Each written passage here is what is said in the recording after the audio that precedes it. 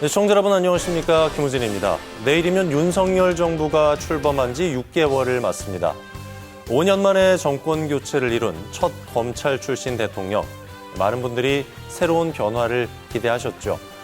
그러나 최근 발생한 대형 참사에 글로벌 경제 위기, 안보 불안까지 겹치면서 취임 6개월 윤 대통령의 국정 지지율은 30% 안팎에 머물러 있습니다.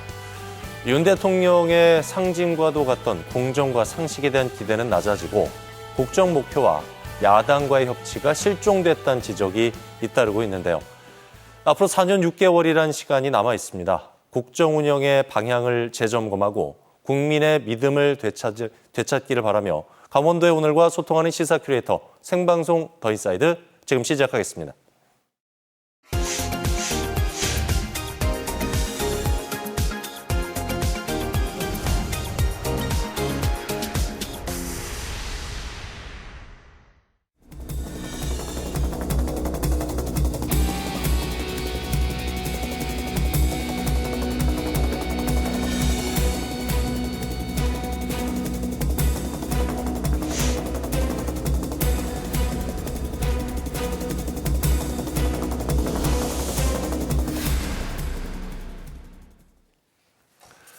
네, 생방송 더 인사이드 함께하고 계신 지금 시각 6시 45분 지나고 있습니다.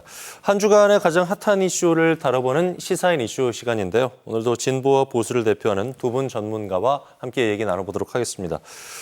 자, 교수계이다나 시사계 원조 아이돌 김기석 교수, 국회의원에서 제야의 논객으로 돌아온 정치계 풍운아 황영철 전 국회의원과 함께하겠습니다. 안녕하십니까? 네, 안녕하세요.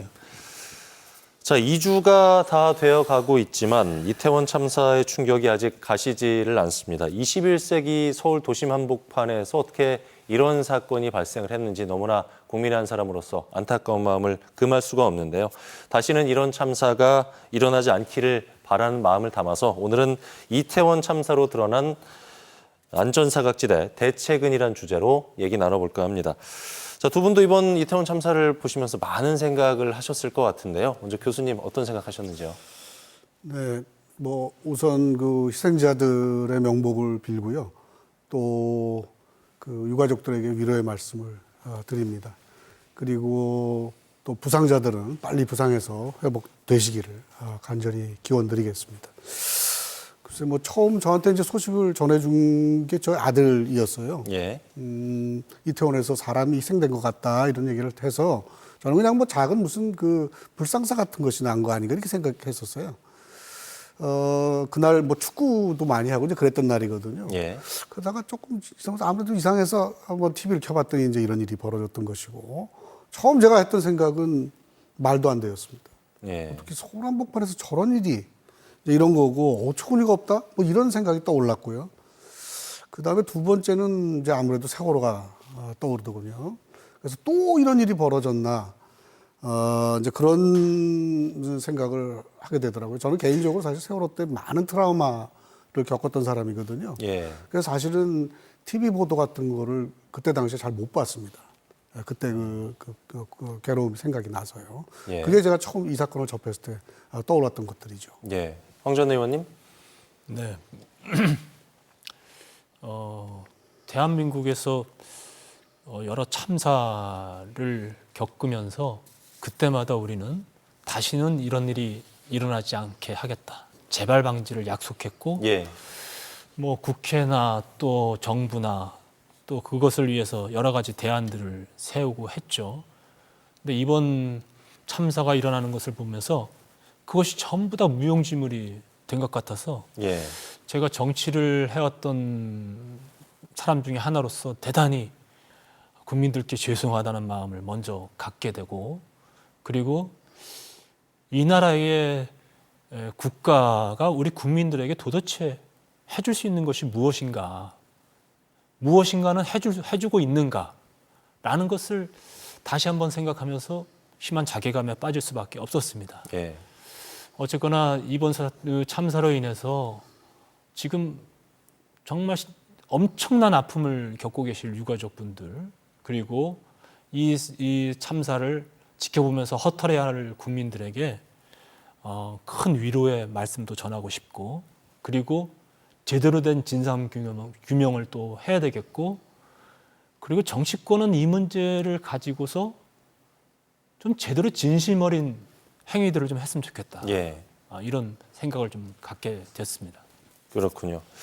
국내에서 일어난 압사 사고는 이번이 처음은 아닌데요. 1959년도에 부산 공설운동장에서 공연 중에 압사 사고가 발생을 했었고 1960년과 1974년에 각각 서울역하고 용산역에서 명절 귀성객들이 몰리다 보니까 사고가 또 났었습니다. 그 이후에 공연장 같은 곳에서 몇몇 사고가 있었고 2005년도에 상주, 또 2014년에 판교에서도 압사로 인한 인명피해가 있었는데 하지만 이태원 참사, 이번 참사처럼 이렇게 많은 인명피해가 있었던 적은 없었거든요. 외신에서는 이번 참사를 인재라고 보는 시각이 또 있고 일각에서는 사고의 원인을 어떤 미비한 제도 탓으로 보는 시각도 있더라고요. 교수님 어떻게 보고 계세요? 글쎄 뭐 그 일각이라는 게 결국 이제 정부 얘기인데요. 예. 뭐 저는 그 무슨 제도를 말하는 건지 잘 모르겠어요. 이 행사는 2017년 이후부터 계속해서 진행이 되어 왔었고, 네. 뭐 이번에 이제 코로나 사태 이전 보다 좀 더 사람이 더 모였다는 사실 이외에 뭐가 달라졌는지, 예전부터 이미 경찰이 질서 유지 활동도 다 했었고요. 그리고 한국에서는 이보다 훨씬 더 큰 규모의 많은 행사, 다수군중이 모이는 행사도 했었고요. 예. 그때 왜 사고가 안 났죠? 제도는 없었는데. 그러니까 제도 탓한 거는 제가 보기에는 뭐 조금 너무 구차한 얘기인 것 같다는 생각이고요. 예. 경찰도 지자체도 정부도 얼마든지 예상 가능한 상황이었다는 거. 또 이미 현장에서 많은 그 신고가 들어가고 경고 사인들이 있었다. 또 경찰 내부에서도 병력이 증원할 필요가 있다. 배치할 필요가 있다는 얘기들도 많이 있었고요. 예. 이제 그래서 그런 여러 가지 시그널이 있었음에도 불구하고 참사가 났다고 하는 것은 간단히 말씀드리면 이 국가의 시스템이 잘 작동하고 있지 않다는 것을 의미한다고 보거든요. 예. 그 이후에 뭐 사전 예방 못한 것 이후에 공직자들이 하는 말씀들, 최근에 국회에서 하는 논의들 이런 걸 보면서 과연 책임 있는 당국자들이 서로 책임 전가하는데 급급한 듯한 느낌이 들고요. 예. 이제 그런 것 때문에 이게 무슨 제도 탓이다 이렇게 보기는 어려울 것이고 우리 국가 시스템의 전반적인 어떤 그 작동의 문제라고 우리가 거시적으로 봐야 되는 거 아닌가 이렇게 생각을 합니다. 예. 황 전 의원님. 사실 우리가 2014년에 이제 세월호 참사를 겪으면서 국가적 차원에서 또 국회 차원에서 국민 안전과 관련된 여러 가지 법령을 또 만들어내고 예. 또 제도 그리고 그 관련된 막대한 예산들을 세워서 투자를 했습니다. 그렇기 때문에 안전과 관련된 제도가 미비하다는 말로는 이 사안을 설명할 수가 없어요. 예. 예. 그래서 이 사안에 대해서는 어쨌거나 그런 안전과 관련된 많은 법적, 제도적 또 예산과 관련된 재정적 지원이 있었음에도 불구하고 예. 그와 관련된 부분에 대한 인식이 이제 좀 해이해져 있지 않았느냐. 예. 그리고 통치의 가장 기본, 국가는 국민의 안전을 지켜줘야 된다라는 인식이 위정자들의 머릿속에서 많이 사라져 있지 않은가라는 것들을 다시 한번 좀 생각해 하는 그런 사안이라고 보여지고 있어요. 그래서 예. 이번의 문제에 대해서 하여튼 다시 한번 뼈저린 반성도 해야 되겠고요. 또 책임도 규명해야 되겠고 그리고 다시는 이런 일이 일어나지 않도록 하기 위한 여러 가지 또 보완책들 마련에 온 정부 또 정치권의 힘을 모아야 되겠다 이런 예. 주문을 드리고 싶습니다. 현행 재난안전관리법 보면은 이태원 할로윈 축제처럼 자발적으로 모인 인파를 관리할 책임 주체가 명확하지 않아서 사각지대가 생겼고 정부의 안전관리 매뉴얼이 무용지물이 됐다는 지적이 있는데요. 황 전 의원님은 이 부분 어떻게 보고 계신지요? 일단은 우리가 그 안전과 관련돼 가지고 여러 가지 이제 소위 말하는 재난과 관련된 여러 가지 요인들이 있을 수가 있잖아요. 예. 뭐 기후라든지 그다음에 여러 가지 운영하는 데 있어서 좀 제대로 준비 안 된 허술한 여러 가지 측면들 이런 측면들이 있는데 이번은 군중 밀집과 관련된 그런 상황이었기 때문에 군중이 밀집될 경우에 어떠한 조치를 취해야 되는지에 대한 부분이 제대로 좀 인식되지 않았던 것 같습니다. 예. 또 중요한 것은 이러한 상황 속에서 컨트롤 타워 역할을 누가 해야 되는지에 대한 좀 명확한 그런 인식들이 있었어야 되는데 예. 그런 부분들이 없었어요. 그래서 그냥 무방비 상태로 방치되어 있었기 때문에 이런 상황이 발생됐기 때문에 제가 봤을 때는 이번 참사를 겪으면서 그런 부분에 대한 보완책들 이런 예. 부분들이 아마 깊이 있게 논의될 거라고 생각합니다. 그 세월호 참사 이후에 정부가 대규모 참사를 막기 위해서 1조 5천억 원이라는 큰 돈을 투입을 했습니다. 어디에 쓰였는 거 보니 경찰과 소방 등 재난 관련 기관들이 재난 현장의 정보를 신속하게 공유하는 재난안전통신망을 구축을 했거든요. 황 전 의원, 이태원 참사 당시에 이 1조 5천억 원 통신망이 제대로 활용되지 못했다고 봐야 되겠죠? 그러니까 아무리 좋은 제도, 아무리 좋은 시스템을 갖춘다고 할지라도 예.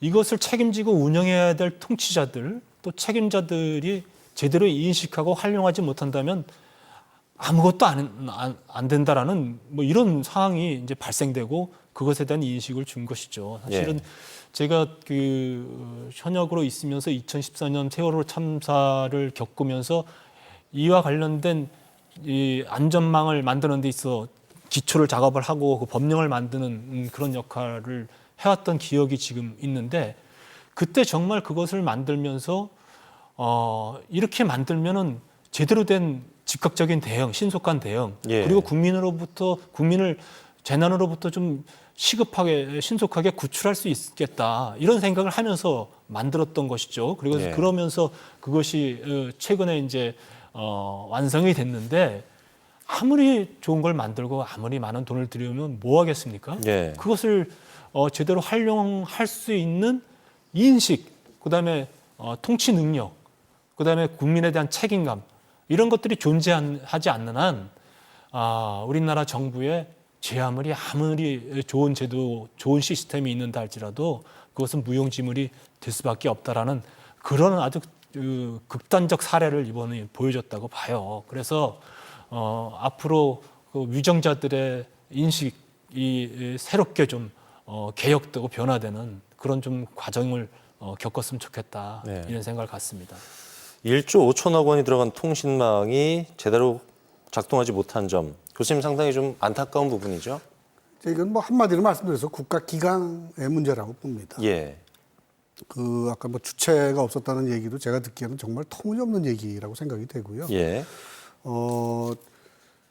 주체 측이라고 하는 것은 대개 행사가 잘 되고 못 되는 것을 책임지는 것이고요. 뭐 경우에 따라서 이제 주체 측도 너무 위험한 행사가 되지 않도록 노력을 하지만 예. 그 궁극적인 안전에 대한 책임은 국가가 지는 것이거든요. 이 뭐 행안부 장관도 그렇고 여러분들이 나와서 뭐 국가는 국민의 안전에서 무한 책임을 집니다 이런 말씀을 많이 하셨어요. 그게 무슨 뜻인지 모르시는 것 같아요. 아니면 일부러 무시하시거나 어떠한 조건에서든 어떠한 상황에서 국민의 생명과 안전과 재산을 보호해 주는 것이 국가다 그런 의미거든요. 예. 그렇기 때문에 어떤 시스템 무엇을 만들고 어쩌고 하는 것 지금 황 의원 말씀하신 대로 그런 것의 문제가 있다기보다는 이미 충분하게 저는 있다고 봅니다. 세월호 이후에 많이 우리 보강했고 이것을 운영하는 사람의 문제다. 결국은 인재다. 예. 이제 그렇게 생각을 하죠. 국가 애도 기간이 끝나면서 참사에 대한 책임을 둘러싸고 정치권의 공방이 점차 가열되고 있는 분위기입니다.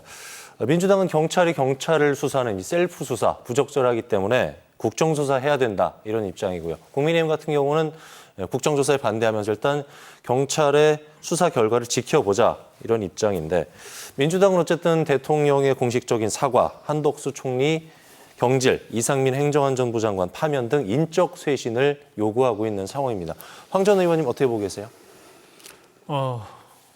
두 가지를 말씀을 하셨는데 일단은 인적 쇄신과 관련된 부분에 있어서 저는 신속하게 책임질 사람은 책임지게 해야 된다고 봐요.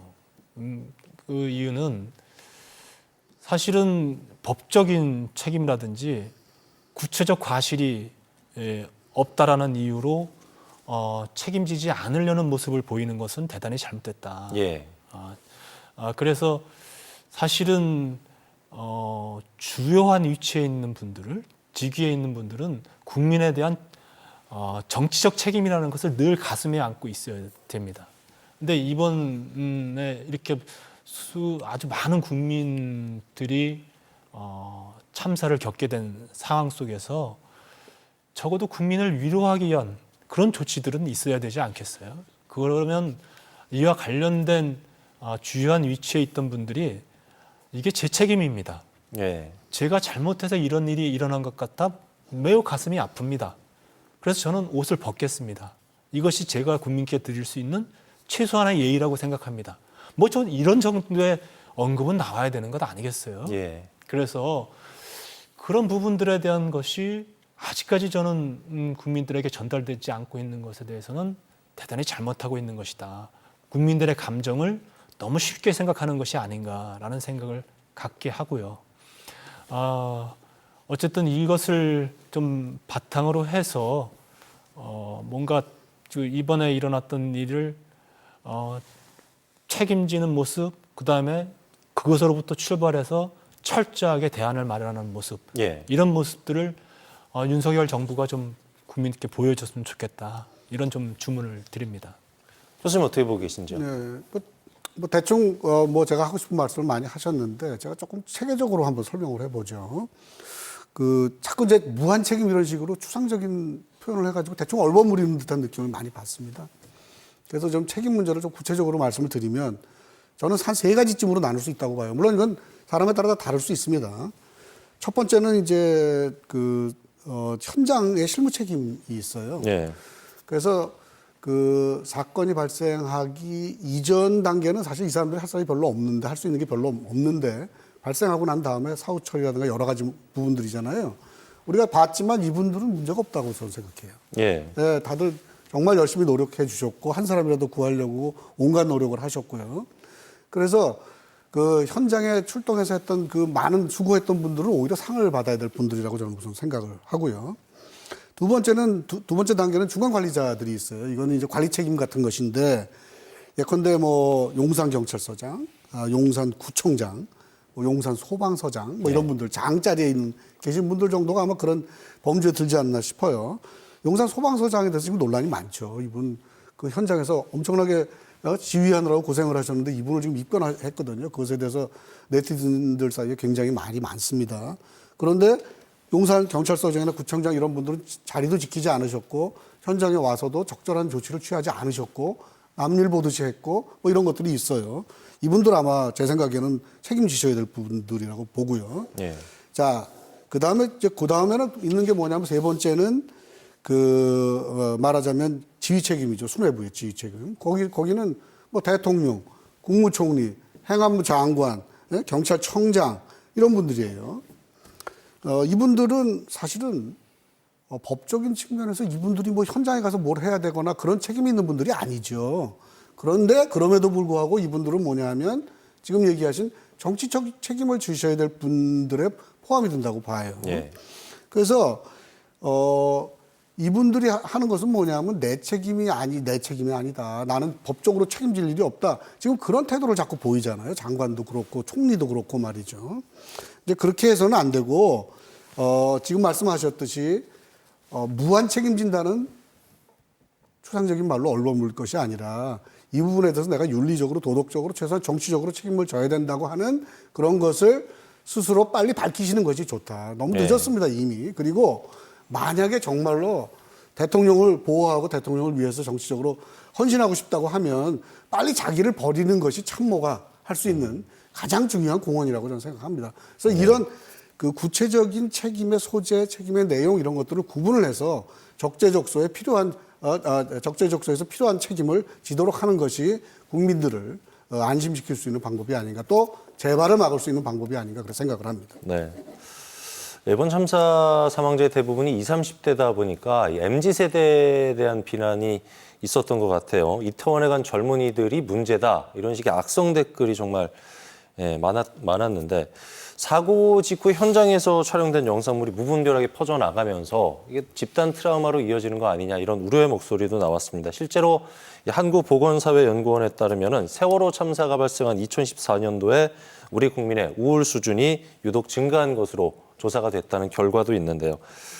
이태원 참사로 드러난 MZ세대 혐오, 또 집단 트라우마에 대해서도 생각을 좀 많이 해봐야 될 것 같습니다. 황 전 의원님. 예, 우리가 국민적으로 많은 희생이 일어난 참사들을 지켜보면서 예.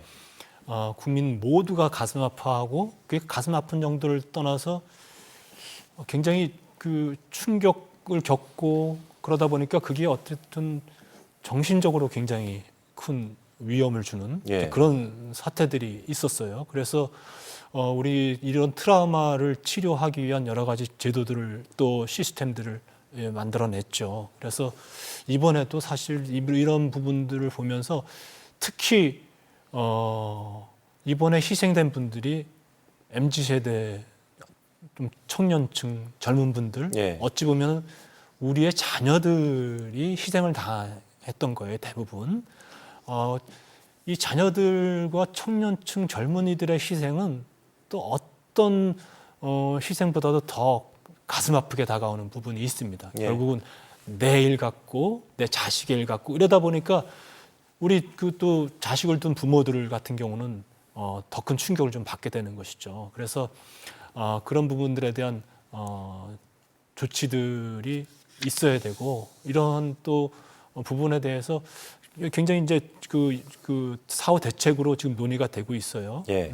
그리고 이런 부분들 트라우마 치료와 관련된 부분들뿐만이 아니라 이번에 희생되신 분들의 그게 정말 직접적으로 위로가 될 수 있는 부분이 무엇일까 이런 것들을 정치권과 또 정부 차원에서 함께 좀 논의가 됐으면 좋겠어요. 지금 보면은 책임 공방은 굉장히 아주 치열하게 하고 있어요. 예. 그리고 무슨 국정조사니 또 수사가 제대로 되고 있느니 이런 부분들에 대한 공방들은 정치권에서 굉장히 많이 되고 있는데 제가 보니까 이분들을 어떻게 위로해드리고 어떻게 국가가 좀 치유해드리고 좀 배상해드릴까 이런 부분들에 대한 논의들은 제대로 되고 있지 않거든요. 그래서 그런 부분들에 대한 좀 논의가 더 심도 있게 이루어졌으면 좋겠다 이런 생각입니다. 교수님 입장을 좀 짤막하게 정리해 주실까요? 네, 지금 말씀하신 대로 이제 이것과 관련해서 제일 중요한 것은 아마 세월호 때의 그 트라우마인 것 같아요. 그것은 예. 국민들의 트라우마더라도 정부도 그런 게 있는 것 같습니다. 예. 그래갖고 이게 세월호 때처럼 어떤 정부와 관련된 어떤 조직된 움직임으로 나가지 못하도록 하는 여러 가지 조치를 취하잖아요. 예. 유가족들이 서로 못 만나게 한다든가 또는 합동위령소에다가 위패 놓지 않고 말이죠. 사진 놓지 않고 한다든가 이제 그렇게 돼서 전혀 지금 생산적이지 못한 분야로 모든 에너지가 쏟아지고 있는 말하자면 그 정치적인 예. 실제로 우리가 필요로 하는 유가족을 위로한다든가 배상한다든가 이런 문제는 아직 논의도 되지 못하고 있고 별로 큰 의미가 없는 어떤 정치적인 쪽으로 자꾸 논의가 흘러가고 있습니다. 이제 그래서 조금 우선 당장 애도 기간이 끝나고 난 다음에 당장 우선 필요한 그런 당장의 조치들을 취하고요. 이것은 정치적으로 논의가 돼야 됩니다. 예. 돼야 되니까 이것은 상당히 시간을 두고 해야 되는 문제고요. MZ세대 문제는 저는 이렇게 생각해요. 마치 왜 거기 가갖고 다 사고 치고 죽었냐 그런 의미로 지금 비난을 하잖아요. 안 태어났으면 안 죽었겠죠. 그러니까 그런 것은 뭐라 그럴까 말도 안 되는 얘기이기 때문에 별로 이렇게 크게 너무 우리가 신경 쓸 문제는 아니지 않나 하는 생각이 듭니다. 네. 제가 조금 덧붙이면은 네. 이번 문제를 해결해가는 과정에 있어서 윤석열 대통령에게 좀 제대로 좀 당부를 좀 하고 싶어요. 예. 진심이 담긴 그런 진상규명, 진심이 담긴 책임 소재, 그다음에 진심이 담긴 예방책 마련 이런 부분들을 제대로 하지 않으면 마치 이것을 책임을 벗어나기 위한 형태의 그런 것으로 단 하나라도 읽히면 국민들로부터 굉장히 저항을 받을 겁니다. 예. 그 반대로 정말로 진심을 담아서 이것을 치유하고 사후로 대책을 마련하고 예방하기 위한 노력들을 국민들에게 보여주면 그러면 국민들이 그 부분에 대해서 인정하고 지원할 것입니다. 그래서 이런 부분들을 정말 좀 제대로 해줬으면 좋겠다. 이런 부탁을 드립니다. 예. 이번 참사 계기로 해서 이제 대규모 인파가 모이는 축제 현장의 질서 체계를 다시 한번 확립을 해야 된다. 안정을 점검해야 된다. 이런 얘기들이 많은데요. 교수님 보시기에 지금 가장 시급하게 개선해야 할 과제는 어떤 걸까요? 좀 짤막하게 정리해 주실까요? 네, 간단히 말씀드리면 저는 이거 저희 사람의 문제라고 봅니다. 예. 네, 그래서 우리가 제도 이런 것에 너무 집착할 필요 없는 것 같고요. 기존에 우리가 가지고 있는 제도가 제대로만 작동한다면 예. 이런 일 일어나지 않을 거라고 생각해요.